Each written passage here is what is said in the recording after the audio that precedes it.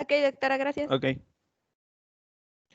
Bueno, primero para hablar del sangrado uterino anormal, pues tenemos que conocer algunas definiciones, que son las siguientes. Siguiente, por favor.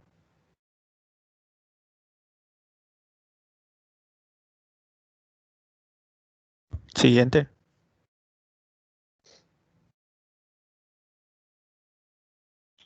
Perdón, es que no sé qué pasa porque se quita. Ok, ya están.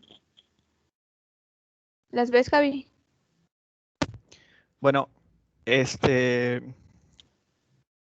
la definición actual de sangrado uterino anormal, pues dice que es un sangrado abundante en una paciente no embarazada en cantidad suficiente que pues requiere una intervención inmediata para prevenir una mayor pérdida. Se le llama sangrado uterino anormal crónico cuando es mayor a 6 meses y su duración, volumen, frecuencia o regularidad, pues son pues más de lo normal. La duración normal pues es menor a 7 días y se le considera prolongado cuando sobrepasa este límite. El volumen normal es entre 5 y 80 mililitros. Se le llama abundante cuando está por encima del límite superior y escaso cuando está por debajo del límite inferior. En esta tabla podemos ver los valores normales de frecuencia, duración, regularidad y volumen. Siguiente, por favor.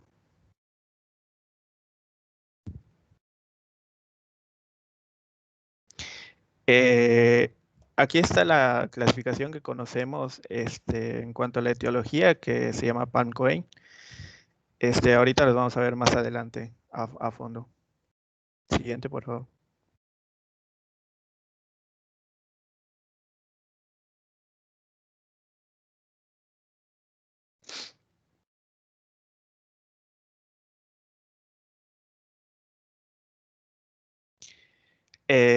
Hablando de los pólipos endometriales, pues bueno, van a ser neoformaciones intrauterinas cárneas y blandas. Eh, Va a ser una proliferación, se van a dar por una proliferación de glándulas endometriales, estroma fibrótico y van a estar cubiertas por epitelio superficial. Su prevalencia va a ser del 8% y del 10 al 30% pues, en sangrado uterino normal. Pueden ser únicos o múltiples, de milímetros a centímetros, sésiles o pediculados, pueden ocasionar pues, sangrado menstrual o intermenstrual. Los estrógenos y la progesterona van a influir en su crecimiento y la mayoría son benignos. Los factores de riesgo para malignidad pues, van a ser edad mayor a 60 años, el diámetro de los pólipos que mida pues, más de 1.5 centímetros y el uso de tamoxifeno. Y pues los factores de riesgo en general van a ser la edad, la obesidad, si tiene comorbilidades y el uso de anticonceptivos se considera protector. Siguiente, por favor.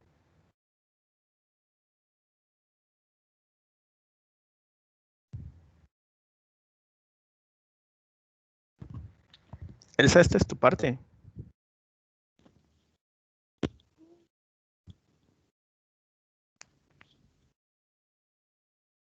Elsa. Sí, espérame. Es que se quitó, ¿verdad? Se Sí. dejó de compartir.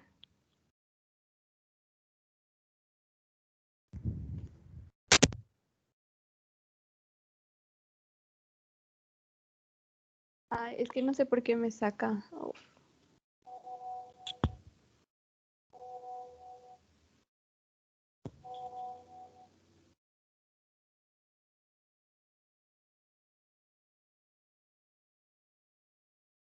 Ya está.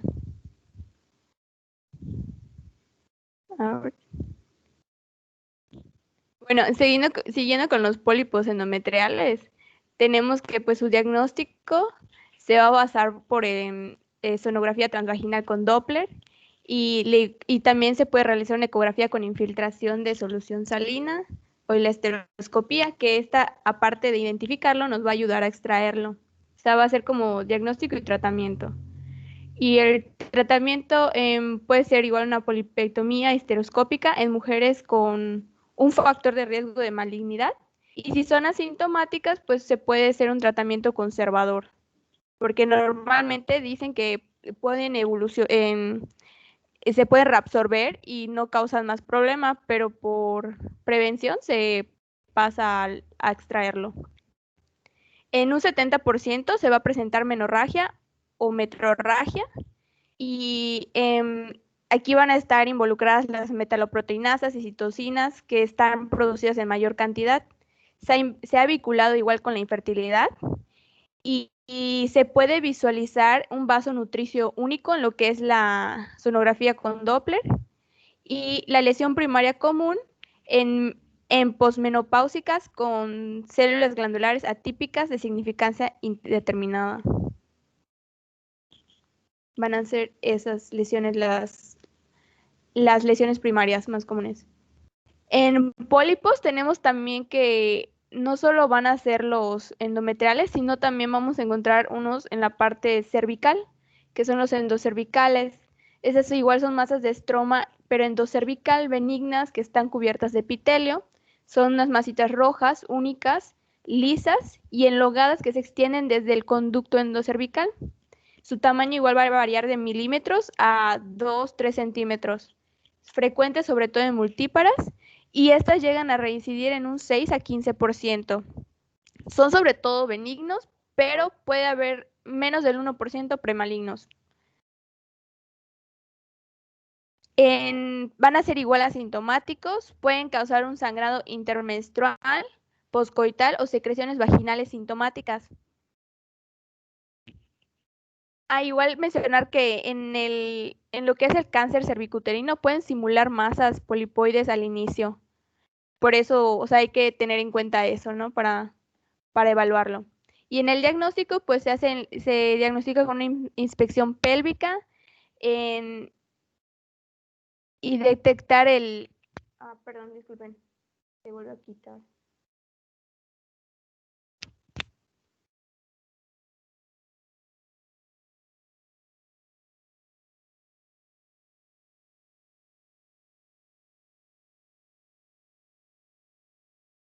Ok, bueno, y se diagnostica con la inspección pélvica o con un agus en frotis de Papa Nicolau. Y el tratamiento igual va a ser la extirpación y la valoración histológica.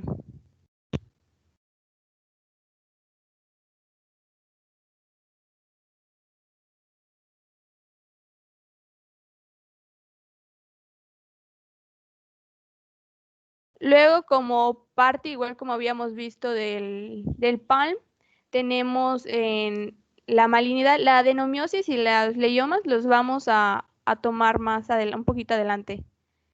Y pues de la malignidad solo mencionar que es frecuente en mujeres posmenopáusicas, el carcinoma endometrial como factores de riesgo tiene en edad mayor de 45 años, obesidad, la menarquia temprana, una menopausia tardía, diabetes, nulipariedad, el síndrome de ovario poliquístico, igual el uso de tamoxifeno, antecedentes familiares y el síndrome de Codwell.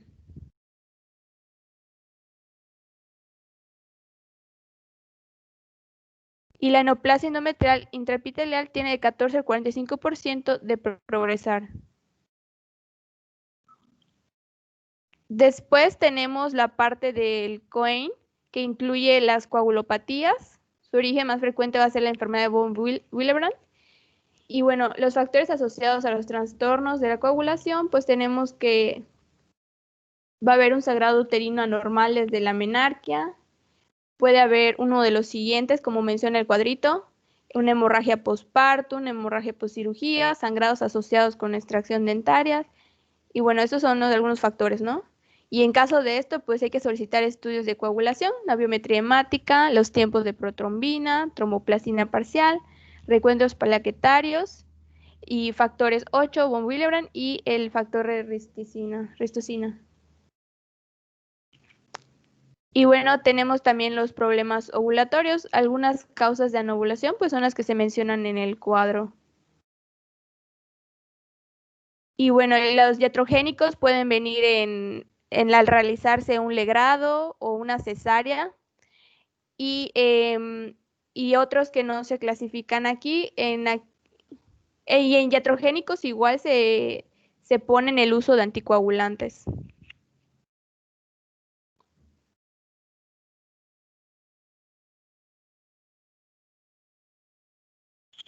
Doctora, ¿algo que quiera agregar?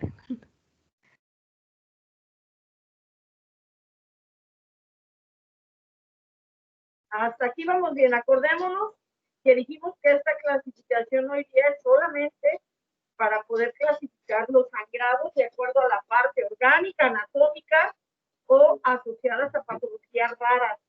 De ahí por eso la tienes como algo, la que son causas estructurales, causas no estructurales.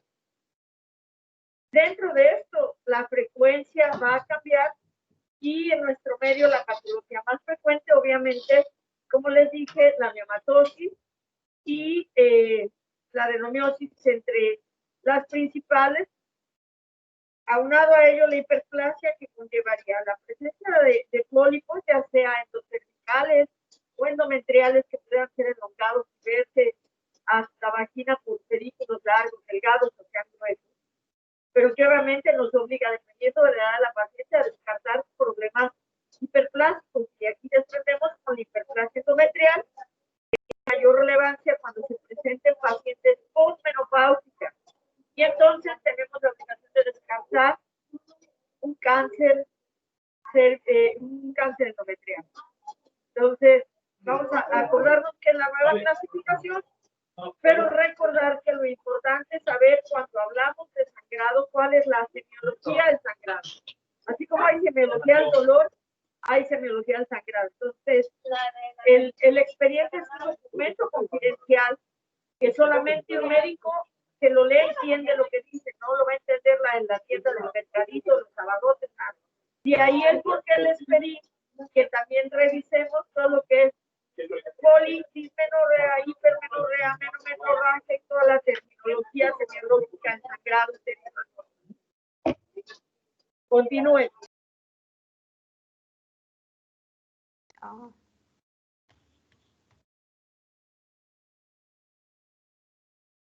Sí, doctora.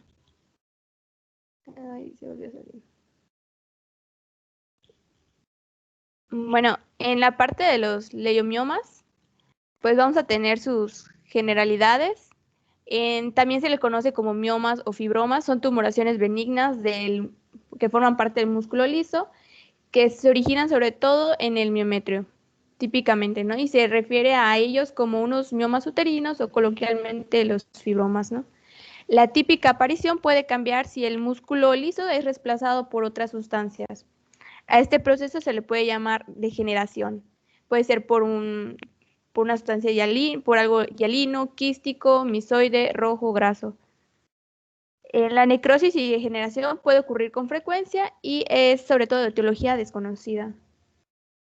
La incidencia mundial va del 20 al 30% y esto va aumentando en raza negra y en blancas del 25%. Son los tumores benignos más frecuentes y su mayor incidencia va de los 35 a los 45 años. Y es la causa más frecuente igual de la histerectomía.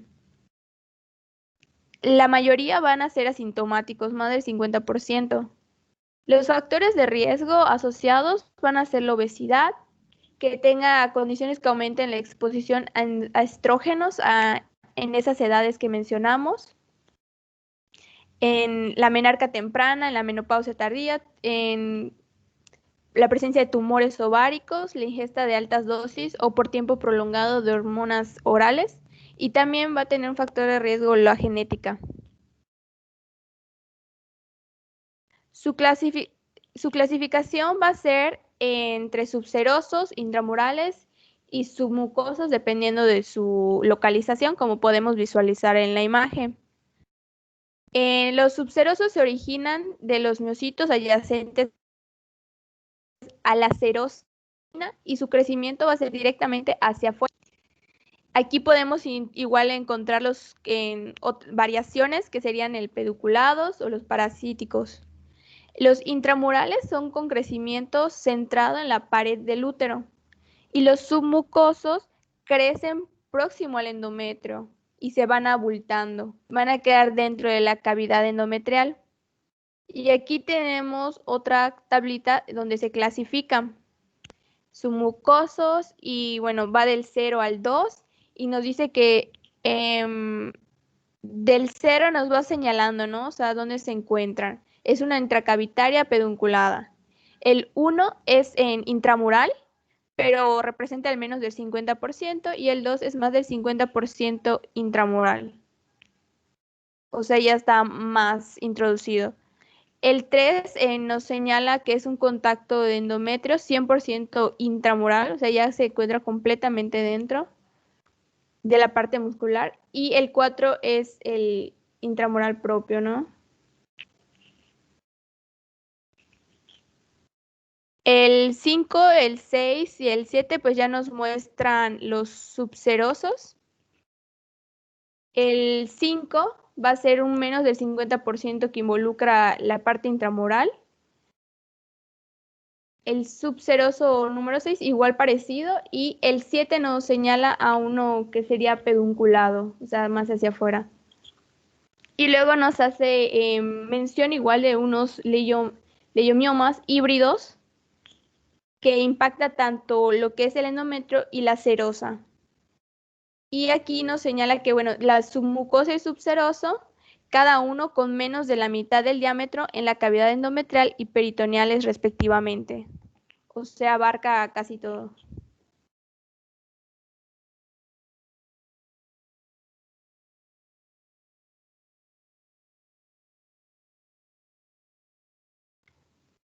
Bueno, aquí tenemos otra tablita que nos va a clasificar los miomas submucosos, y nos da 3 tipos, del 0 al 2. El 0 viene siendo totalmente dentro de la cavidad del endometrio y no hay una extensión, o sea, no hay pedúnculos. Hasta el 2, que nos menciona que es más del 50% de la extensión del miometrio, y a ese se le conoce como sésiles. Más del 90 grados de ángulo en la superficie del mioma a la pared uterina, que es el 2.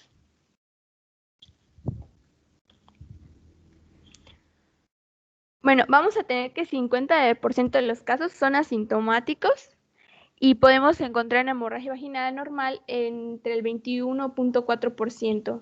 Igual va a haber presencia de dismenorrea, dispareunia, dolor pélvico en un 33%, igual una presión crónica con una frecuencia urinaria, incontinencia o constipación. Puede haber complicaciones durante el embarazo en un 20%, en 3% puede dar un parto pretérmino, o también puede haber presencia de generaciones rojas, alteraciones reproductivas entre el 2 al 3% de infertilidad.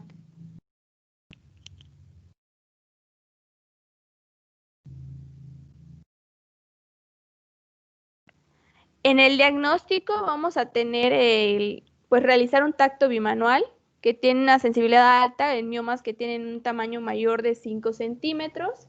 También se puede visualizar un agradamiento uterino, contornos irregulares o ambos.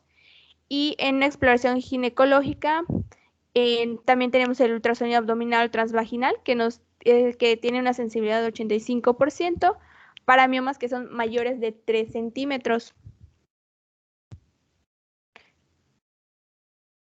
Estos métodos nos ayudan porque son altamente fiables en el diagnóstico de estas, nos ayuda el diagnóstico igual de tumores intramurales o subserosos y masas redondeadas o circunscritas que estén bien definidas y de ecogenicidad diferente al miometrio.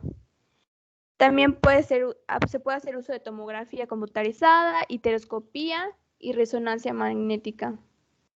Y bueno, aquí tenemos unas imágenes donde nos señala en dónde se encuentra el mioma. No sé si la doctora nos quiere ayudar.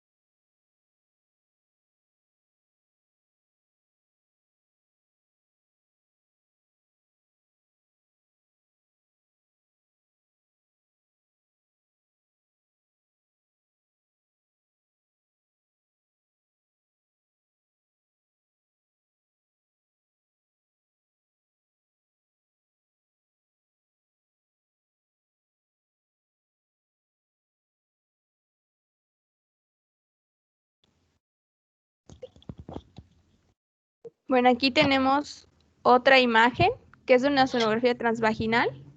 La anterior, a ver, Sí, doctora. perdón. Este es un ultrasonido pélvico. La ventana oscura que ven superior es precisamente la vejiga que nos sirve como marco. De hecho, está girado mal el transmisor porque estamos viendo la plica del lado derecho, este ángulo que se ve del lado derecho, como si fuera una palomita, ¿sí lo ven, diseñomas? Sí, doctora. Ese es el ángulo de la plica vescuterina. Todo ese borde es el útero, inclusive alcanzamos a ver la trompa.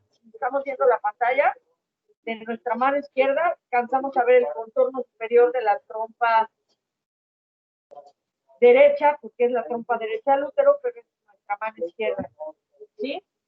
Y del lado derecho no alcanzamos a ver la continuidad. Está todo el útero y por dentro está remarcado ahí, marcado con la flecha, el mioma que va a marcar un reforzamiento posterior, toda esta parte blanca es reforzamiento. Y este es un mioma, que es un mioma mixto, se ve heterogéneo, muy probablemente con algún grado de degeneración. Ahora sí pasa a la siguiente. Ya.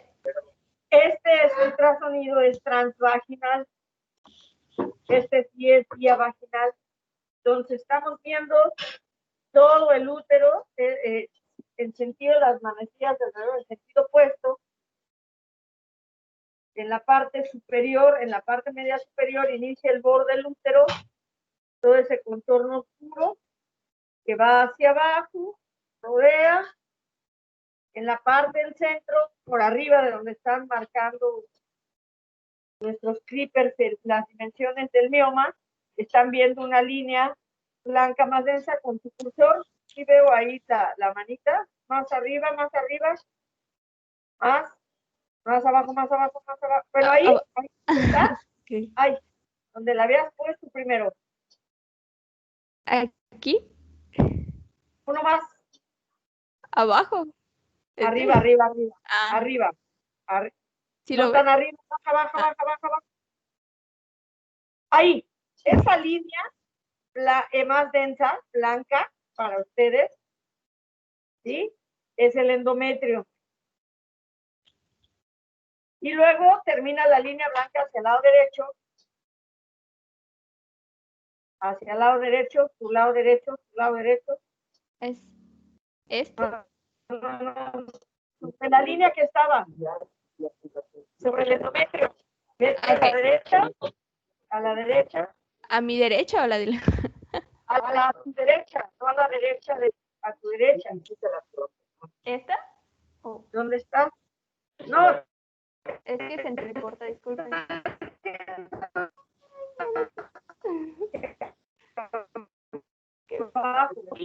La línea blanca que te marqué es el endometrio. Vuelve a subir a esa línea. Ajá. Hazte hacia tu derecha. Ay, pero ¿en ese mismo nivel? Sí, claro, sobre la línea blanca, ahí termina, ahí. Ok. Y empieza una línea oscura que va hacia arriba. Esa línea es parte de la cavidad endometrial y ya más arriba, a partir de ahí, sube un poquito, sube. Ahí, a partir de ahí empieza el cervix. ¿Ok? Entonces el mioma está en el fondo y en la cara posterior del útero, que es lo que está marcando con los clippers. Ok. ¿Ya entendimos? Y toda la demás es pared endometrial. Igual pared de biometría. Ok. Muy bien. La siguiente. Aquí otra, pero no sé si se vea bien, doctora. ¿Lo logra ver bien? ¿Cuál? La siguiente imagen o la está ahí? Sí, ya puse la siguiente. ¿La logra ver? Ajá. Este es sonograma, es un ultrasonido, pero se le mete agua, se llena la cavidad y después se hace el ultrasonido. Por eso dice 3D transvaginal sonograma. Se Se puede hacer 3D, a veces se hace con líquido, hidrosonografía, se define la cavidad y entonces ahí el asterisco es el que está señalando un mioma submucoso. Entonces, ese mioma submucoso está causando deterioro de la cavidad o alteración de la regularidad de la cavidad endometrial. Más que 3D, los hacemos con agua y se ven los efectos más claritos. Pero bueno, es una imagen que viene ahí para poder ver. Continúa. La siguiente. Sí. Sí. Este es mediante histeroscopía, obviamente.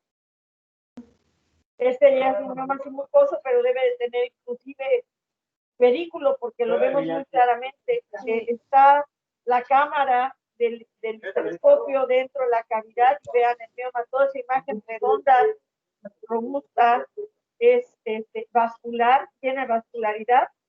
Es el mioma, sí. O leiomioma, pues.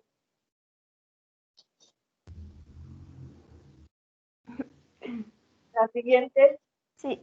Bueno, ya voy a mencionar lo que es parte del tratamiento. ¿Okay?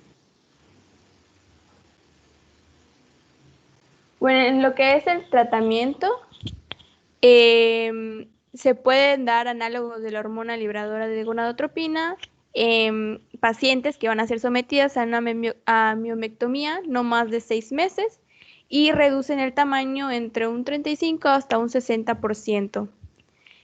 Igual se pueden dar antagonistas de esta misma hormona, que serían 10 miligramos cada semana antes de la miomectomía.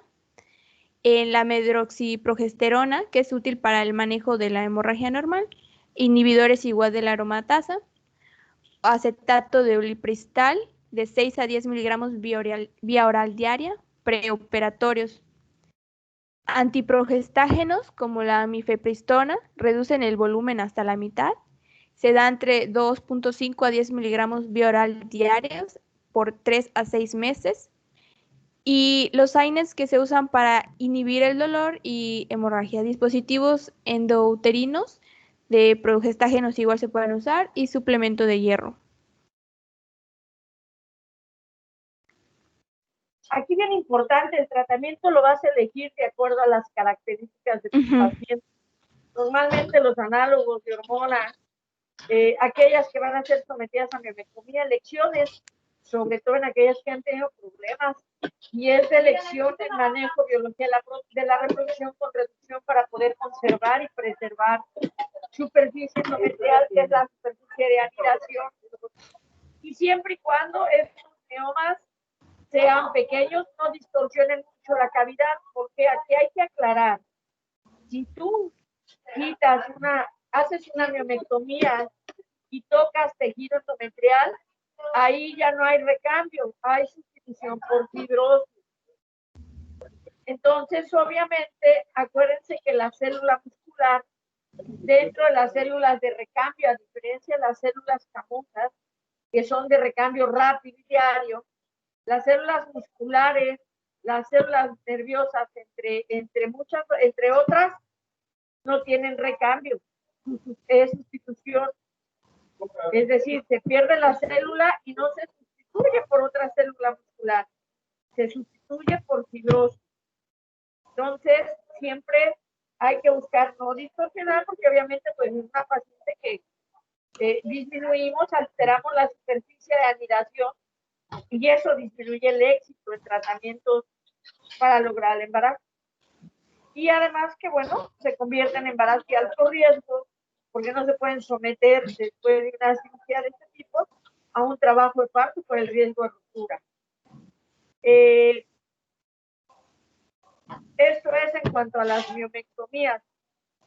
Dependiendo también de la dimensión, porque si es un útero de una medida de 7.5 con 2 miomas de 10 centímetros, el que le puedas ofrecer a la paciente en realidad quitarlo cuando es, rebasa al doble la dimensión para poderle ofrecer un futuro obstétrico, ya es muy comprometido y realmente muy difícil. La medroxiprogesterona en todas aquellas mujeres que no se acerquen a la perimenopausia y que requieran un manejo en la segunda fase del ciclo donde se encuentra alterado y que puedan tener buena respuesta. Los últimos, tanto el acetato liposal como la mifepristona, son prequirúrgicos, preparatorios, sobre todo en estos temas gigantes. Está descrito y todo. Realmente el porcentaje de mujeres, por lo menos aquí en nuestro hospital, que es la población que ustedes verían, que puedan utilizarlos para una cirugía, pues es prácticamente el topo. Aquí estamos, porque son terapias caras de nuestro perfil de paciente no tiene. Y por otro lado, aunque no lo crean, tenemos la desfortuna de ser la colita de la República, y a veces, aunque sí están estos tratamientos y no se mandan. No se le escucha, doctora. Se corta. Se está cortando. Pues generalmente les damos hidroxiprogesterona en la segunda etapa del ciclo y con AINES. Que reduce vascularidad y sangrado. El dispositivo, pues obviamente la misma función que hace la medroxiprogesterona y el suplemento por aquellos riesgos de anemia. Nada más.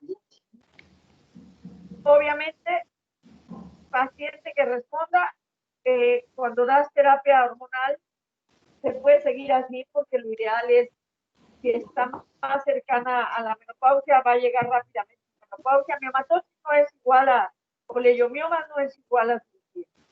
Pero si la paciente no responde y ha estado en cuadros de anemia frecuentes, sin respuesta adecuada al tratamiento, lo indicado si es hacer una histerectomía. Obviamente también contar el tamaño, pero igual pueden ser pequeños y no responder, hay que operar. Pero si son gigantes y no responden, de todas maneras hay que operar. ¿De acuerdo? Sí. Continúa. Doctora, una duda.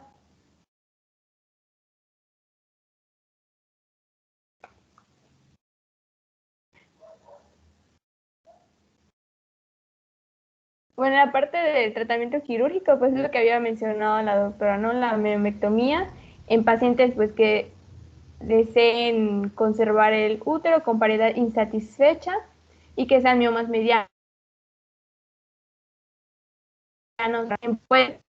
en vaginal, en miomas que sean cervicales pedunculados. Se puede usar igual a la laparostomía vía abdominal en aquellos que sean subserosos de pequeños elementos. ¿Me escuchan? Porque creo que está fallando mi internet. Sí se escucha. Sí, sí se estamos escucha. bien. Ok, gracias. Es que falla mi internet. En lo que es la miomectomía histeroscópica, en la primera línea, que es para manejo quirúrgico conservador en miomas intracavitarios sintomáticos. La histerectomía, pues, va a ser el tratamiento definitivo, y la ablación del endometrio, pues, se hace en pacientes con una miomatosis de pequeños elementos con hemorragia uterina anormal. También se puede hacer uso de la embolización de la arteria uterina y la crioterapia.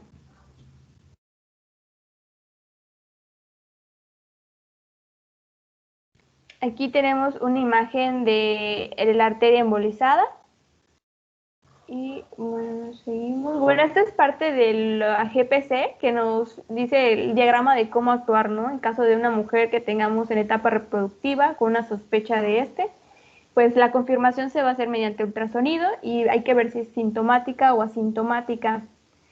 De acuerdo a esto hay que ver igual el tamaño del útero, si es menor o mayor de 14 centímetros.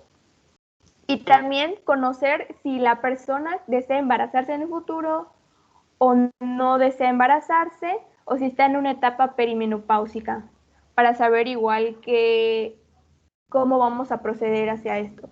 Posterior a esto hay que saber si es un mioma submucoso, intramural o subseroso. Y bueno, de acuerdo a esto va a ser el proceder que tengamos. Si es un mioma submucoso, va a ser una miomectomía por histeroscopía. Si es intramural o subseroso, puede ser igual una miomectomía por lamparoscopía o lamparotomía. Y bueno, se mantiene en vigilancia. Y si lleva un tratamiento, si es asintomático y lleva un tratamiento en perdón, si es una mujer perimenopáusica, lleva el tratamiento, pero la respuesta no es favorable, hay que saber si es sintomática o asintomática y pues en esta sí podríamos proceder a hacer una esterectomía en caso de que no responda o responda, entonces pues si ya tiene una pérdida satisfecha se puede hacer si no una miomectomía. ¿Qué complicaciones podemos encontrar? Podemos encontrar dolor muy severo, sangrado profuso, torsión, anemia, infecciones del tracto urinario por retención urinaria, trombosis venosa profunda, infertilidad entre 1 o 3%, y en caso de un embarazo podemos tener un parto pretérmino, posición anómala del bebé, un sangrado profuso después del parto. Cuando hay una degeneración puede haber necrosis y causar dolor agudo, fiebre y leucocitosis. Y bueno, aquí tenemos otra imagen con leiomioma con hiperemia. Y pasamos a la adenomiosis.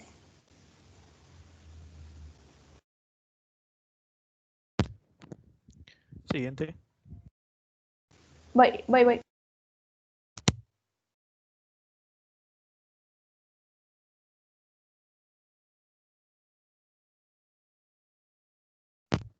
Bueno, la adenomiosis pues se va a definir por la presencia de glándulas y estroma endometriales en el espesor del miometrio y se va a caracterizar por un agranamiento uterino causado por restos de endometrio ectópico localizados en el miometrio, como podemos ver en las imágenes. Siguiente, por favor.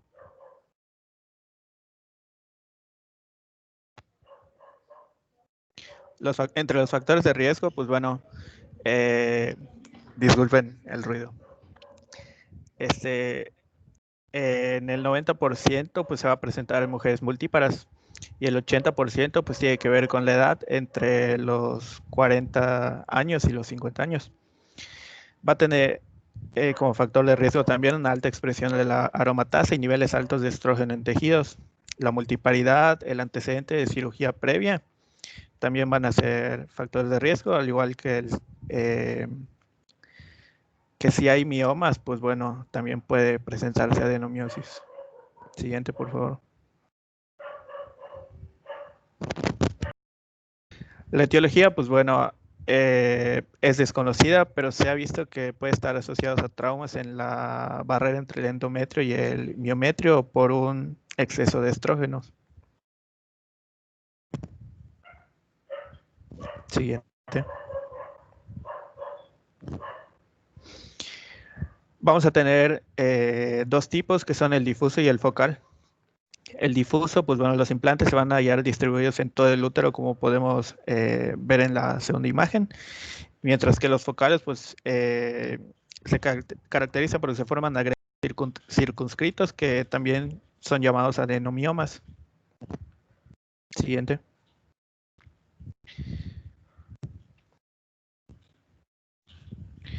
En cuanto al cuadro clínico, pues bueno, un tercio de las pacientes van a cursar con síntomas. Puede haber sangrado menstrual abundante, puede haber dismenorrea. En un 10% de las pacientes se presenta dolor durante las relaciones sexuales.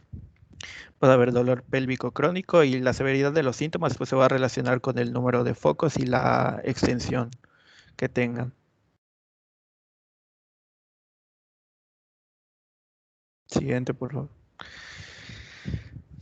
¿Qué vamos a encontrar en la exploración? Pues bueno, podemos encontrar un útero agrandado que va a lucir como si la paciente tuviera más de 12 semanas de gestación y pues va a haber sensibilidad a la palpación.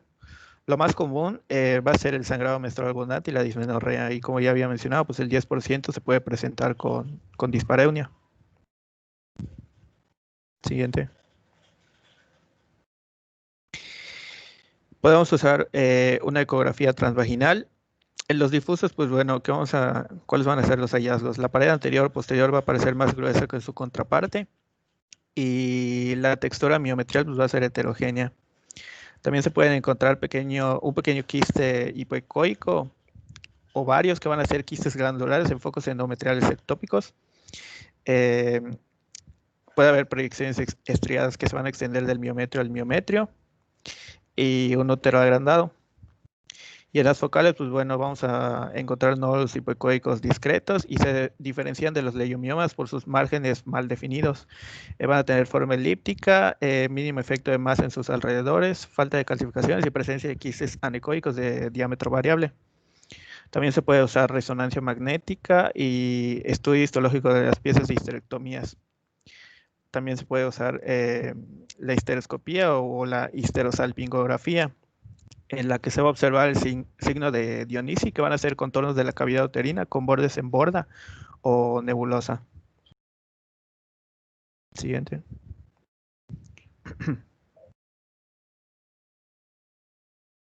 Siguiente, por favor. Aquí podemos ver una ecografía transvaginal sagital que va a mostrar agrandamiento uterino globular y la textura miometrial heterogénea. También se va a ver el engrosamiento de la pared uterina, que puede pues mostrar asimetría anteroposterior. En este caso pues es más gruesa. Y aquí podemos observar también que la unión endomiometrial pues también va a estar mal definida. Siguiente, por favor.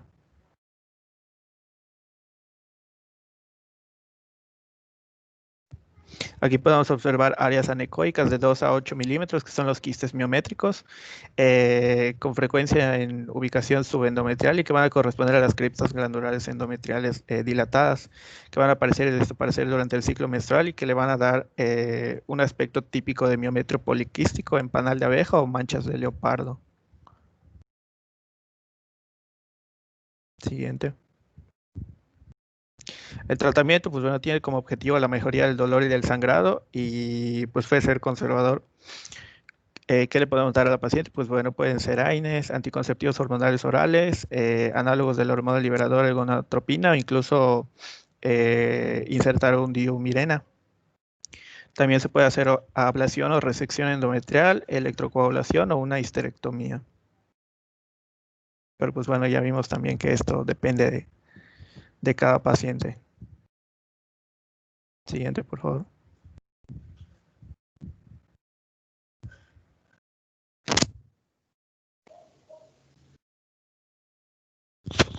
Y ya ahí terminan.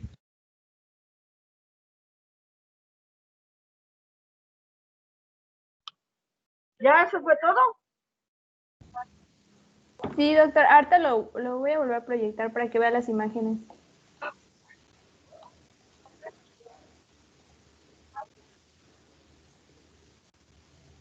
Ahí nuevamente ese es un ultrasonido transvaginal. Y aquí es nada más para que vean cómo se convierte, es que si tuviera yo cómo señalártelo, pero bueno. Aquí es para ver cómo ahí, eso que estás ahí donde Okay. estás, esa línea blanca tenue, seguimos el contorno para ahí, sigue, todo el contorno, todo, hacia tu izquierda y sube. Ah. Sube, así como vas derechito, sube. Y todo eso que hiciste como un medio círculo, Sí. es la parte que se convierte en una parte globular, porque en la adenomiosis, al ser un tipo de endometriosis, porque finalmente es tejido endometrial en tejido miometrial, y que es muy frecuente que sea de manera secundaria una mala técnica en la reparación de una histerorragia que lleve tejido endometrial hacia el miometrio. El cambio principal que se da es que el útero se convierta en un globo y tenga una textura heterogénea. Y entonces me recuerda la consistencia a esas pelotas de esponja. ¿Sí? Y se vuelve muy globoso y crece mucho. Y obviamente, además del sangrado uterino anormal, lo que la paciente refiere es un dolor intenso, porque ese tejido endometrial que está ahí va a tener respuesta mes por mes y va a provocar una irritación a nivel muscular. Entonces se vuelve además la unión del endometrio, ¿te acuerdas cuando en la otra veíamos hiperecogénico? Aquí vete al centro con tu clipper. Okay. Ahí derecho como está, sube, ahí, más abajo, baja un poquito, ahí. Okay. Ahí tenemos una línea negra hacia el lado de tu izquierda. Si lo alcanzas a ver, un espacio oscuro negro hacia tu izquierda, hacia tu izquierda. Eso, ese que está ahí. Okay. Se ve como si fuera lineal. Después se ve tejido heterogéneo. Si te vas hacia tu derecha, así a la misma altura como estás, vea, a ese tejido heterogéneo, y luego ahí empieza otro espacio oscuro, ¿sí lo ven? Ahí. Okay. Ajá. Entonces, eso te habla de que haya un endometrio que es asimétrico. Entonces, no lo puedes ver, tiene un engrosamiento asimétrico. La cara posterior, ese endometrio te va a dividir la parte anterior de la parte posterior del útero. Entonces, si tú mides el grosor de la parte anterior es más delgada y la parte posterior es más gruesa. La pared posterior, pues, es de ahí hasta donde está el clip. Ok. ¿Hasta aquí? Baja, de ahí hasta ahí, esa es la cara posterior. Ok. De ahí, vuelve a subir, de ahí hacia arriba, hasta ahí, es la cara anterior. Entonces, vean cómo se adelgaza la cara anterior. Es una característica bien importante en la adenomiosis. Y obviamente se pierde o se distorsiona más, la anatomía, sangran más, son más de mayor dificultad quirúrgica quitar úteros con adenomiosis que úteros con neumatosis. Aunque la neumatosis sea más deformante en cuanto a que si son sobre todo ulcerosos, pero si no, no tienen tanto sangrado, pero la adenomiosis.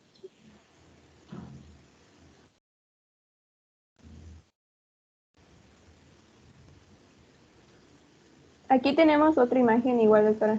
Pásala.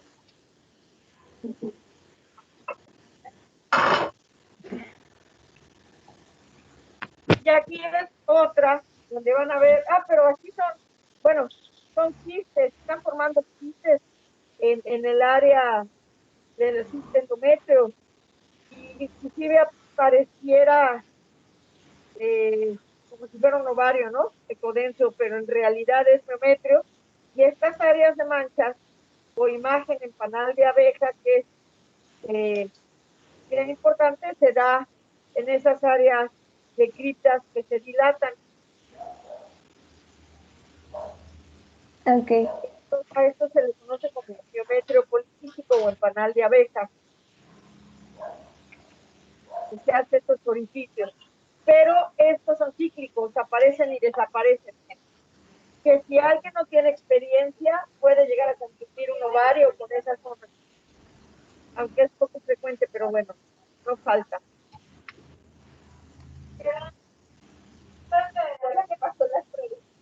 ¿Vale? Sí, doctora.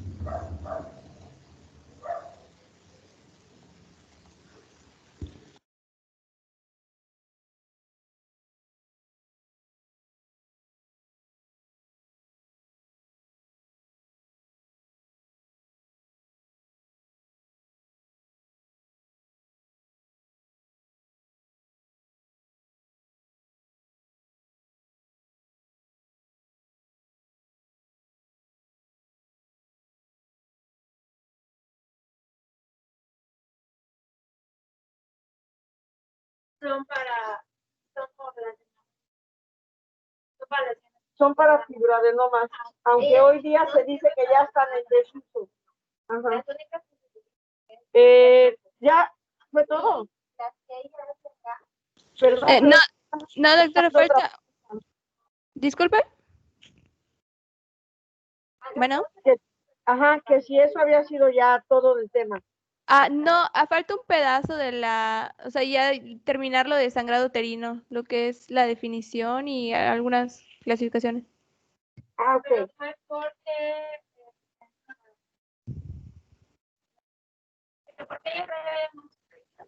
Ahora ya le voy a compartir.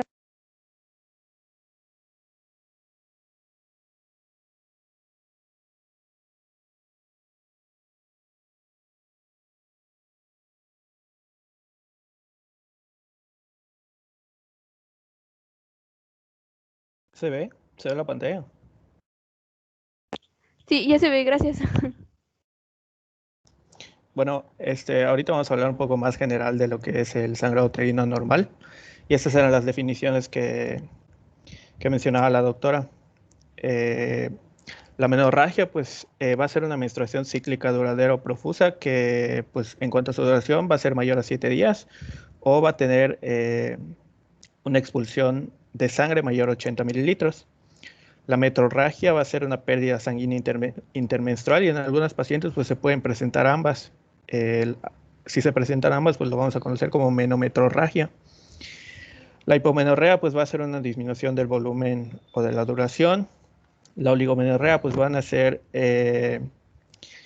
los ciclos los intervalos entre cada ciclo menstrual pues pueden ser mayores a 35 días. Y la hemorragia por supresión pues se va a dar por una disminución repentina de niveles de progesterona, lo que va a llevar a una expulsión predecible de sangre. Esto es lo que les mencioné hace ratito, la clasificación actual. En cuanto a su incidencia, pues bueno, afecta al 10 a 30% de mujeres en edad reproductiva y hasta el 50% de pacientes en la perimenopausia. Aquí tenemos 5 etapas en las que se puede presentar. La ¿Qué van a hacer? polimenorrea y la himenorrea.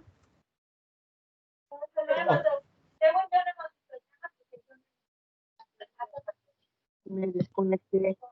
Y me dijiste aquí, menorragia, metrorragia, la combinación de menorragia, hipomenorrea, oligomenorrea y hemorragia por supresión. Y nos falta la polimenorrea, la hipermenorrea, la opsomenorrea, la proyomenorrea, la sinosinorragia.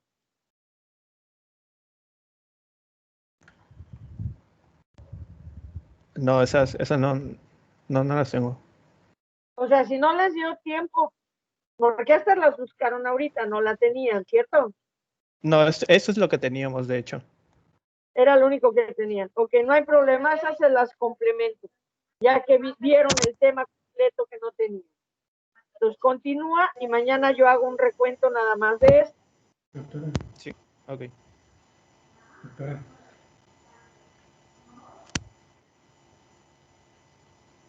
Doctora, ¿me escucha?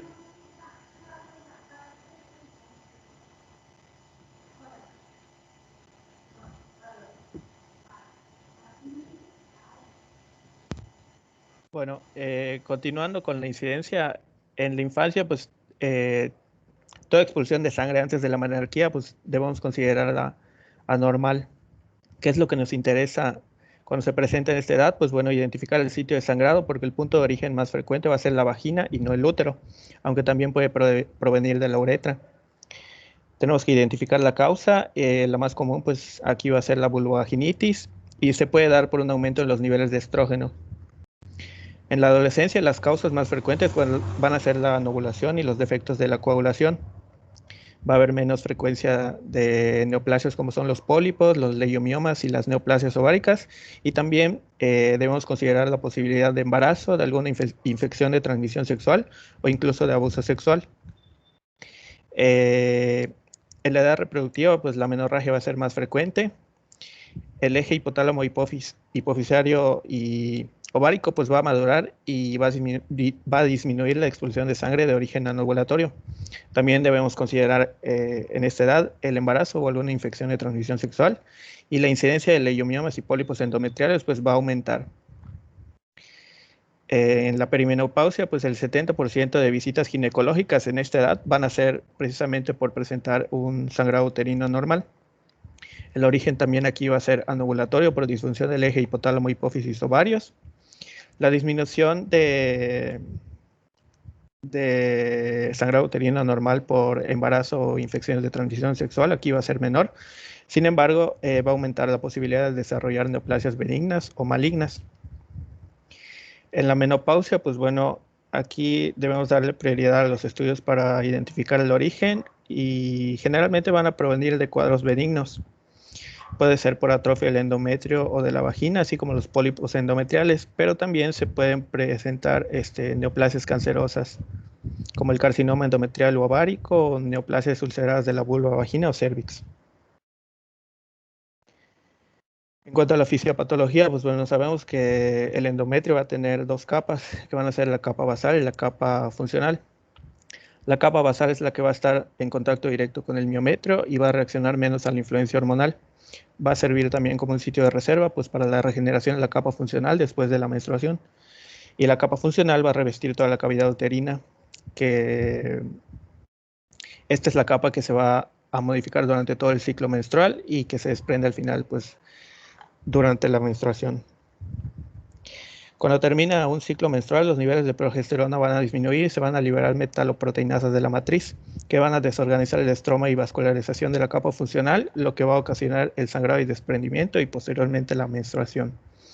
La pérdida de sangre durante la menstruación va a disminuir por agregación plaquetaria y trombos o por contracción de arterias endometriales. Los síntomas que se van a presentar, los principales, pues bueno, son la menorragia y la metrorragia, que ya mencionamos, el sangrado poscoital, que va a ser más común entre los 20 y 40 años de edad, y en multíparas. En la mayoría de casos, pues no se van a identificar anormalidades primarias, y si las hay, las lesiones van a ser benignas generalmente. Las causas pueden ser eversión cervicouterina, pólipos endocervicales o endometriales, cervicitis o neoplasia cervicouterina y de otras zonas de los genitales. Y el dolor pélvico, pues bueno, la dismenorrea suele aparecer junto con expulsión anormal de sangre causada por lesiones, infecciones y complicaciones gravídicas. El coito doloroso y dolor cíclico pues va a ser menos frecuente en mujeres con sangrado uterino normal, lo que puede sugerir un origen estructural o infeccioso. Y aquí los índices la dispareunia y el dolor pélvico en mujeres con leiomiomas uterinos, pues suele presentarse más. El objetivo del diagnóstico, pues bueno, va a ser principalmente descartar un embarazo o cáncer e identificar alguna anormalidad primaria que permite el tratamiento óptico. La selección de los distintos métodos que vamos a ver a continuación se va a basar en las variables propias de cada paciente, los recursos disponibles o la experiencia que tenga el personal de salud usándolos. En la anamnesis, lo que tenemos que averiguar primeramente van a ser los antecedentes menstruales, como edad de la menarquía, la fecha de última menstruación, si usa algún método anticonceptivo, los patrones de salida de sangre y si hay manifestaciones clínicas acompañantes. En la exploración física, pues podemos confirmar el sitio de la hemorragia, que puede provenir de otras vías, como pueden ser la zona inferior del aparato reproductor, el tubo digestivo y o las vías urinarias. En estas situaciones, pues bueno, la exploración física se puede complementar con análisis de orina o pruebas de sangre oculta en heces. También algo que nos puede dificultar la confirmación del sitio de la hemorragia es que no haya un sangrado activo.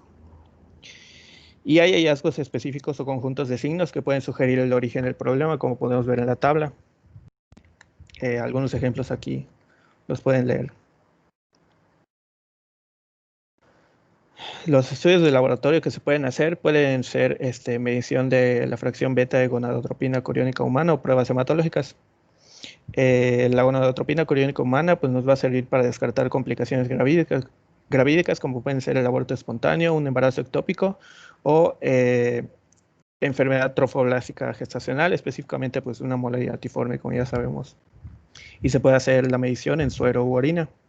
Y las pruebas hematológicas nos van a servir para identificar anemia y la magnitud de la pérdida hemática o descartar trastornos de la coagulación. Se puede hacer también análisis de cultivo cervical.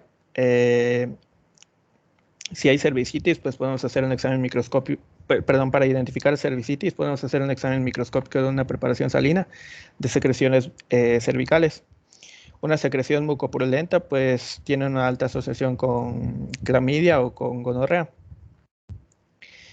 Las placas de neutrófilos también nos pueden servir y la presencia de glóbulos rojos. Y la cervicitis también pues, puede ser consecuencia de tricomoniasis. El virus del herpes simple se puede manifestar como lesiones erosivas difusas y hemorrágicas ectocervicales, y en caso de sospecha pues podemos pedir un cultivo o una prueba serológica específica. El estudio citológico, pues como ya sabemos, sirve para identificar cáncer cervicouterino o endometrial, pues porque estos pueden ser la causa del sangrado uterino anormal. Los resultados anormales más frecuentes van a ser patologías de células escamosas, neoplasias intraepiteliales o cáncer, y las menos frecuentes, alteraciones de las células glandulares o endometriales atípicas. Y dependiendo de los resultados, pues puede ser necesario realizar una colposcopía, un legrado, una biopsia o incluso las tres.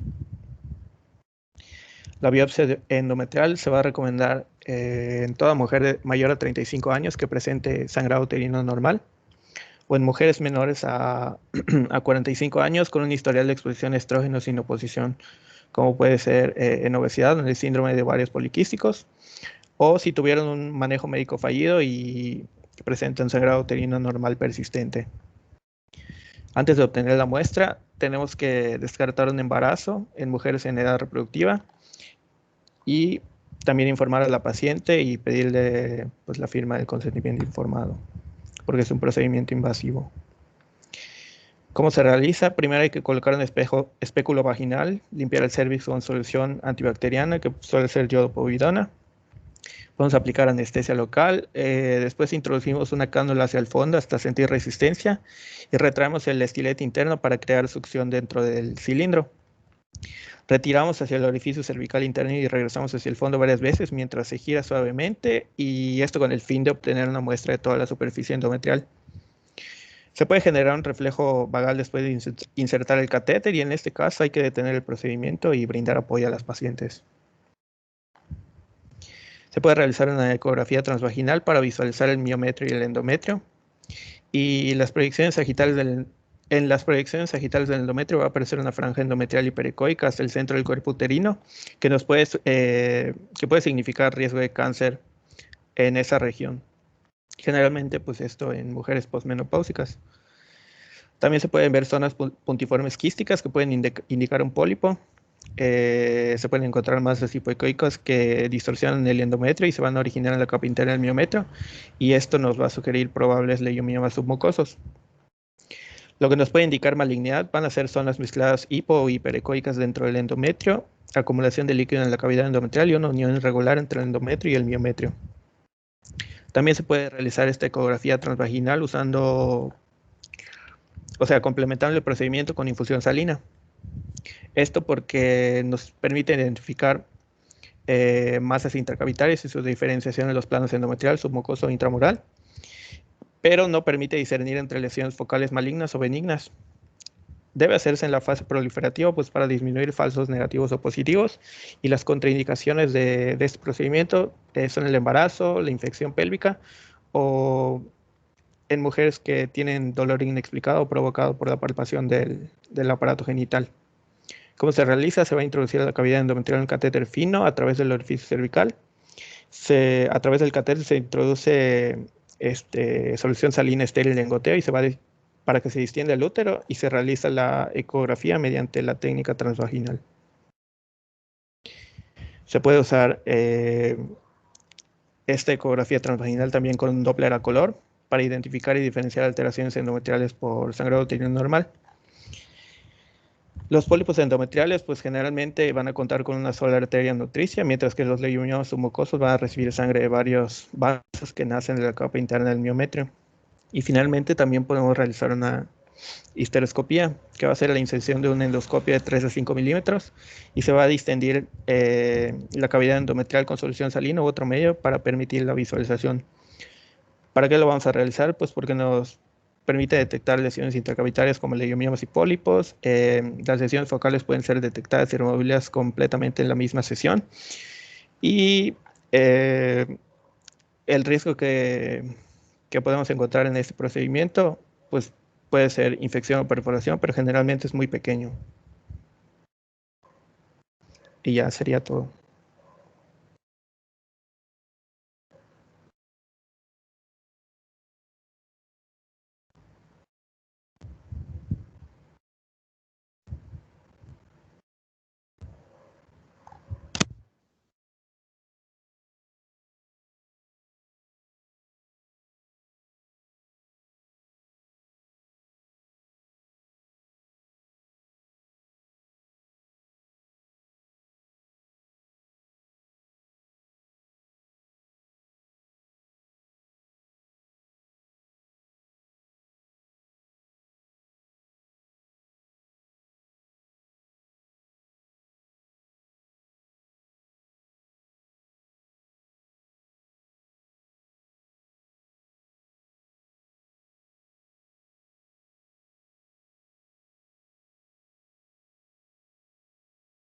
Es que tenemos dos. Claro.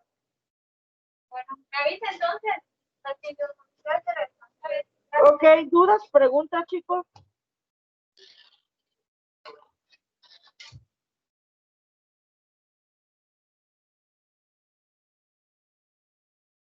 Nada. Creo que no, doctora. Claro. Bueno, entonces los veo mañana. Doctora, Vamos, ¿me escucha? no se escucha.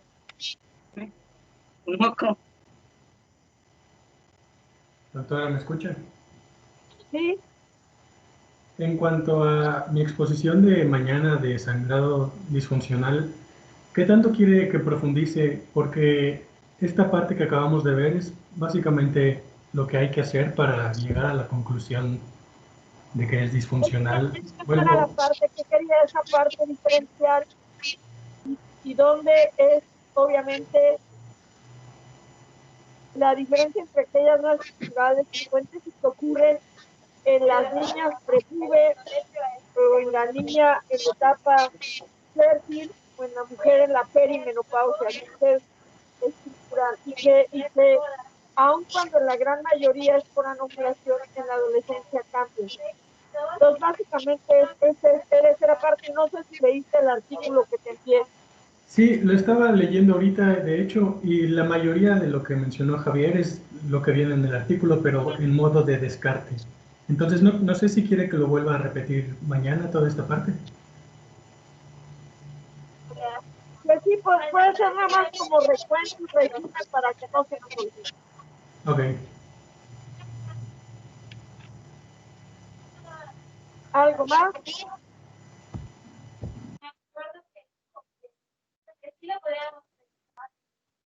Nada. Que no sé si tienen al mismo tiempo sus micrófonos y por eso se distorsionan. No, creo que ya no hay dudas, doctora. Ok, entonces, por favor, si alguien tiene duda, alguien levante la mano o pida la palabra.